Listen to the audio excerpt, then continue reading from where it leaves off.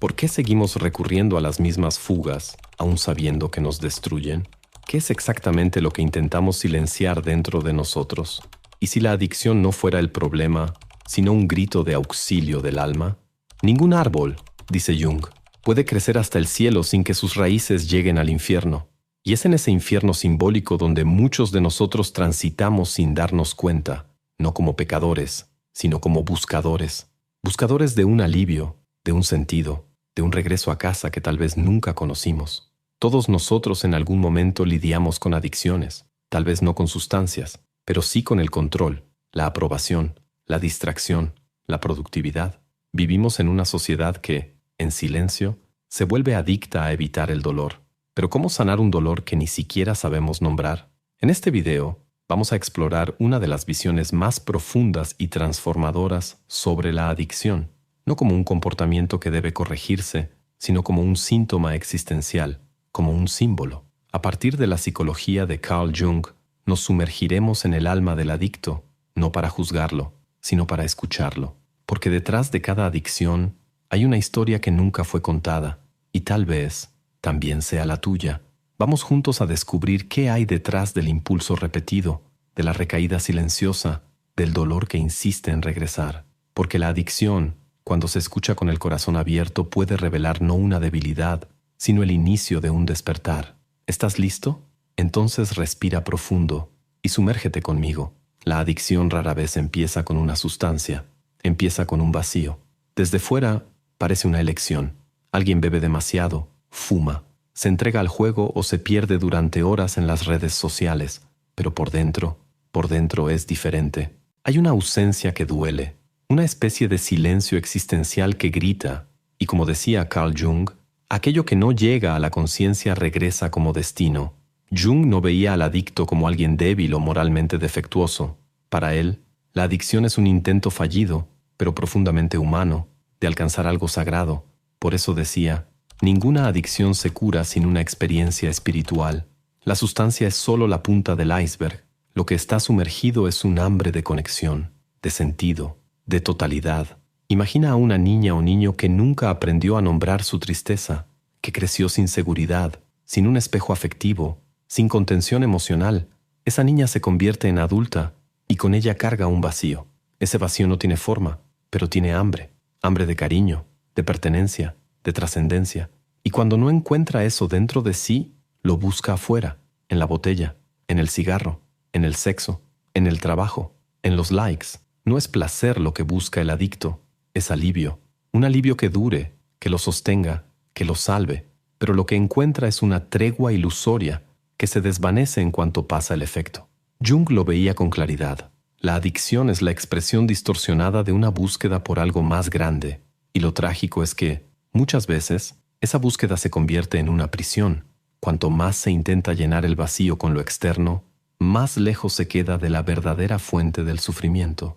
En los rituales de las culturas antiguas, se usaban sustancias psicoactivas para acceder a lo divino, no para huir de la realidad, sino para profundizar en ella.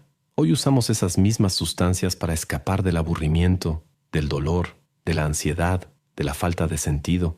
Es como si estuviéramos intentando recrear una experiencia de trascendencia sin saberlo. Pero sin un símbolo, sin un propósito interno, esa búsqueda se convierte en caída, y lo que debía ser conexión se vuelve fragmentación. La adicción no une, divide, no expande, contrae. Y el ser humano, sin referentes simbólicos, empieza a marchitarse. Porque no vivimos solo de razón, vivimos de imágenes, de arquetipos, de historias que le dan forma a lo invisible. Y cuando esas imágenes se vuelven huecas o desaparecen, el alma se enferma. Por eso Jung tocó tantos corazones, incluso el de Bill Wilson, fundador de Alcohólicos Anónimos. En una carta a Wilson, Jung afirmó, el verdadero antídoto contra la adicción no es la fuerza de voluntad, es la transformación espiritual, no un dogma impuesto, sino una experiencia auténtica que reorganice el caos interno y le devuelva sentido a la vida. Porque, en el fondo, el adicto no está buscando la droga, está buscándose a sí mismo. La adicción, entonces, no es solo destrucción, también es un llamado, una invitación disfrazada para mirar hacia adentro, para preguntarse, tal vez por primera vez, ¿Qué es lo que realmente estoy intentando anestesiar?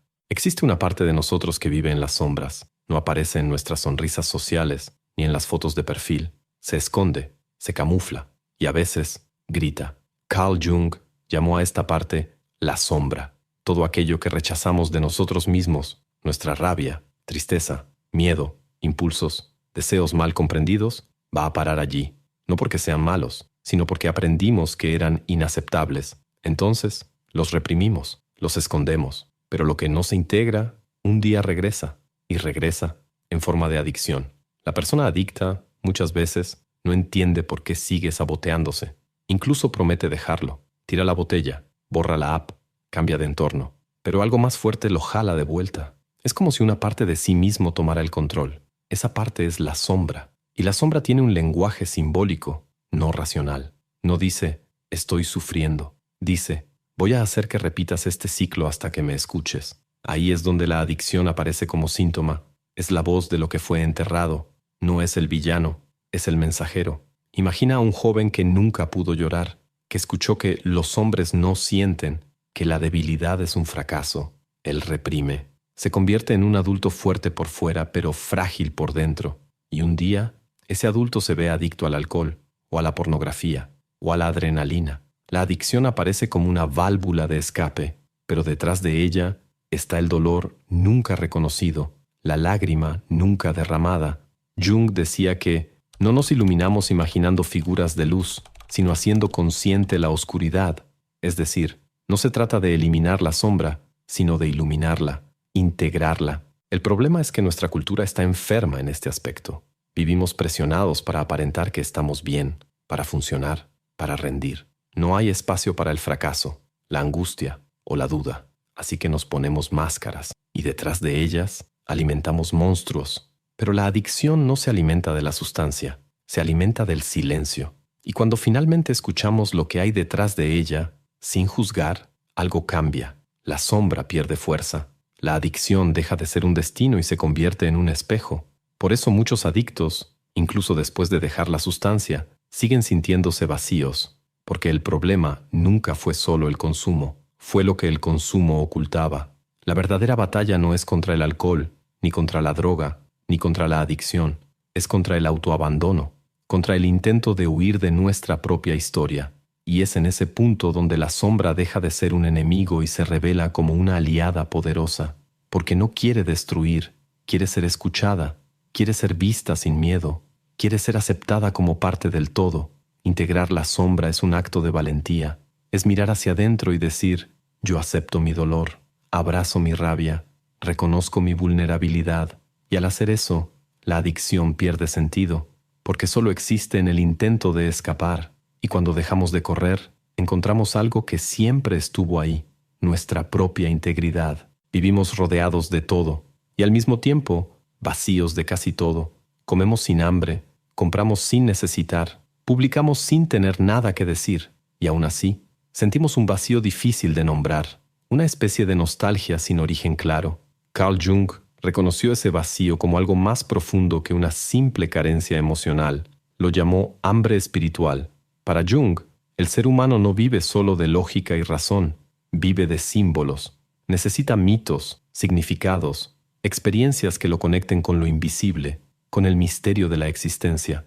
Cuando esos símbolos desaparecen o se vuelven huecos, surge una enfermedad del alma, y una de las formas más comunes en que esa enfermedad se manifiesta es la adicción. La persona adicta, muchas veces, no quiere huir de la realidad, quiere encontrar una realidad que tenga sentido. Busca en la sustancia una especie de rito secreto, un intento desesperado por sentirse vivo, por reconectarse con algo más grande. Pero como ya no existen rituales, ni mitos, ni espacios sagrados, intenta crear todo eso en un trago, en una línea, en un clic. Es como si, inconscientemente, quisiera recrear una ceremonia sagrada, pero sin altar, sin guía, sin lenguaje simbólico. El resultado no es elevación, es caída. En muchas culturas antiguas, el uso de sustancias psicoactivas formaba parte de rituales de iniciación. El objetivo no era escapar, sino sumergirse en el alma, atravesar el ego, encontrar a los dioses. Hoy, esas mismas sustancias se consumen en la oscuridad, en el caos, en la prisa, y el alma sigue hambrienta. Jung sabía que, sin espiritualidad, el ser humano se fragmenta, no necesariamente una religión institucional, sino una vivencia de lo sagrado, algo que brinde un centro interno, un sentido de pertenencia cósmica, algo que organice el caos. Cuando eso falta, el ego intenta tomar el control, pero el ego es demasiado pequeño para sostener el dolor del mundo, y entonces colapsamos. La recuperación real no es solo dejar de usar una sustancia, es encontrar un símbolo, algo que dé dirección, que resignifique el dolor, que reconecte a la persona con su propia historia. Ese símbolo no se impone, emerge, nace del silencio, de la escucha, de la entrega. Muchas veces aparece en un sueño, en una crisis, en una imagen interior. Jung decía, lo que resistes, persiste, lo que aceptas, se transforma. Y es en esa aceptación del vacío donde el símbolo aparece. Puede llegar como una imagen, un fuego que purifica, como un sonido, una música que reconcilia, o como una simple sensación de que algo nuevo está naciendo, incluso en medio del dolor. Sin símbolo, no hay sanación, porque el alma no se sana con medicina, se sana con significado, y la adicción, vista así, es un símbolo invertido, un ritual sin dirección, una oración sin palabras. Por eso Jung tocó tan profundamente a los fundadores de Alcohólicos Anónimos. Bill Wilson, al leer las palabras de Jung, comprendió que la adicción solo se disuelve cuando el alma encuentra algo más grande que ella misma, no un Dios ya hecho, sino una experiencia de lo sagrado, algo que disuelva el ego y convoque al corazón. Esa hambre espiritual vive en todos nosotros, y si no la reconocemos, se manifiesta de la peor forma, en la compulsión, en la obsesión, en la anestesia. Pero si la escuchamos con atención, nos señala el camino de regreso a casa, no una casa externa, sino un centro interno, un hogar simbólico donde finalmente nos sentimos completos. Casi siempre, el momento del cambio comienza con la caída.